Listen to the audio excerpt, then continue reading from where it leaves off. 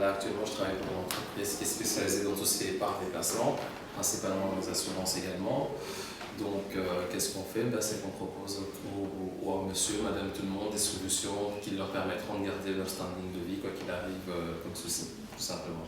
La mission, c'est de couvrir le maximum de personnes sur le territoire belge, en fait, de couvrir le point de vue assurance, donc tout ce qui est épargne, pension, tout ce qui est rente d'incapacité de travail, assurance de décès, maladie, c'est vraiment couvrir le territoire belge dans son ensemble, tout simplement.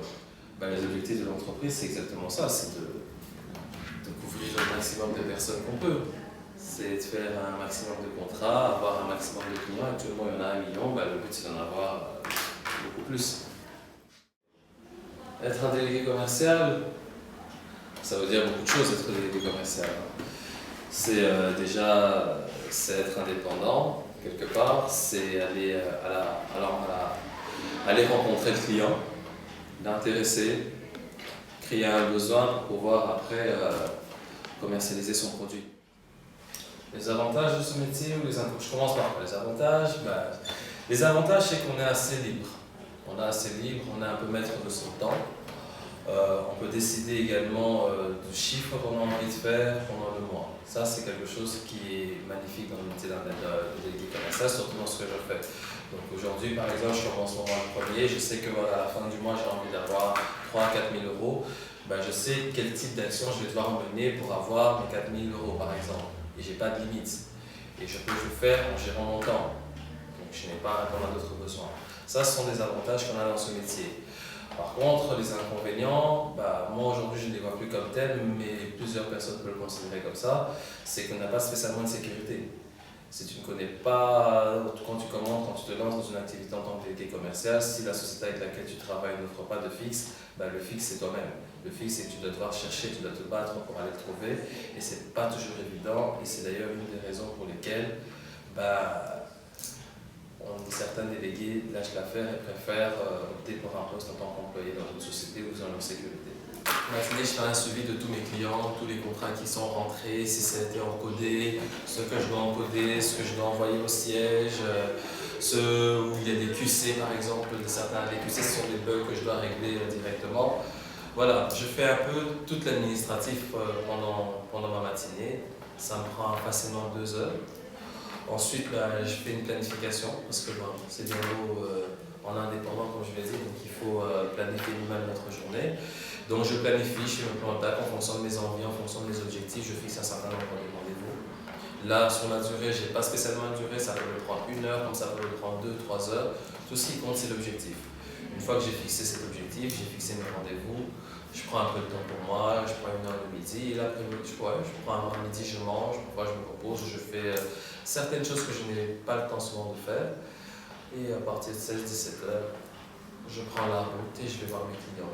J'envoie 2-3 par jour, je fais les affaires, ensuite je rentre à la maison, ou alors après, je vis, tout simplement. Les qualités.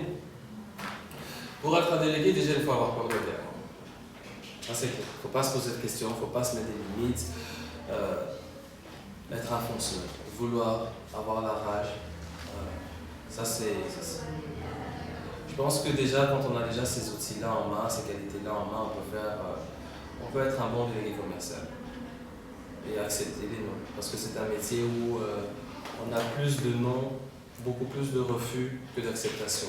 Et il faut être prêt psychologiquement à l'accepter et vivre chaque échec, pas comme un échec, mais plutôt comme une expérience. Comme un médecin, comme les scientifiques, avant de faire un nouveau produit, qu'est-ce qu'ils font?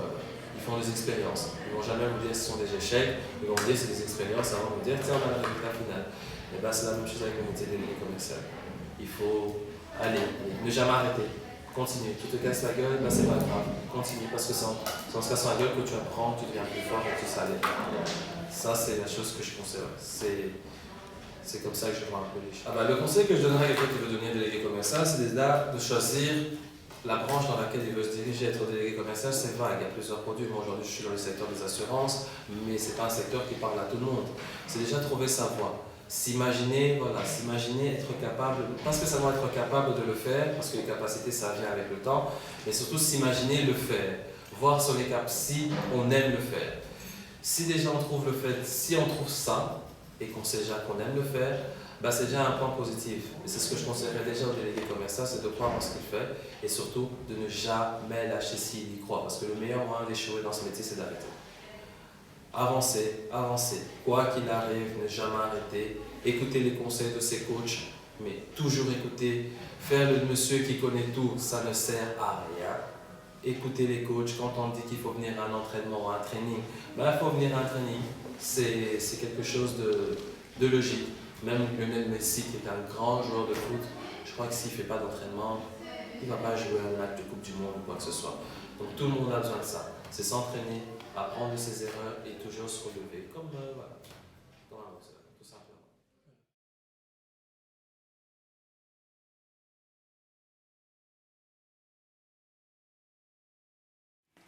Alors on travaille pour Methodi Naturalis qui représente le produit ILA qui est un purificateur d'air.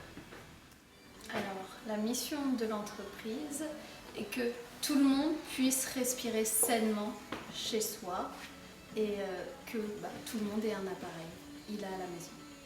Alors les objectifs de la société, c'est de promouvoir ILA dans toute la Belgique et même dans le monde. Alors tout simplement, délégué commercial, c'est quoi? Je prends une machine, je vais chez les gens et je leur fais une démonstration. Je leur montre le ILA, les bienfaits du ILA, ce qu'on peut faire tout simplement avec le ILA et à la fin, ils se l'offrent tout simplement parce qu'en fait, ils se rendent compte que c'est important de respirer sainement à la maison.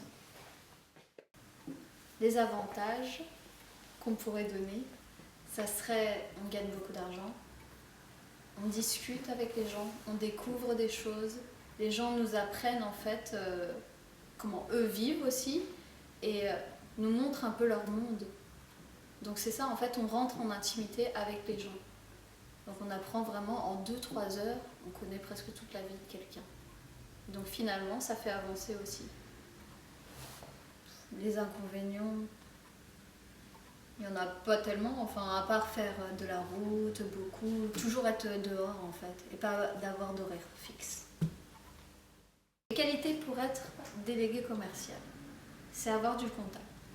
C'est-à-dire, le contact, c'est quoi? C'est pouvoir en fait arriver chez les gens, entrer chez les gens, discuter de tout et de rien, rentrer en fait dans leur monde, pouvoir en fait s'adapter, avoir un minimum de culture, d'intelligence pour comprendre en fait ce que les gens disent, être un minimum habillé, donc il faut bien présenter sur soi parce que c'est quand même un appareil qui est cher.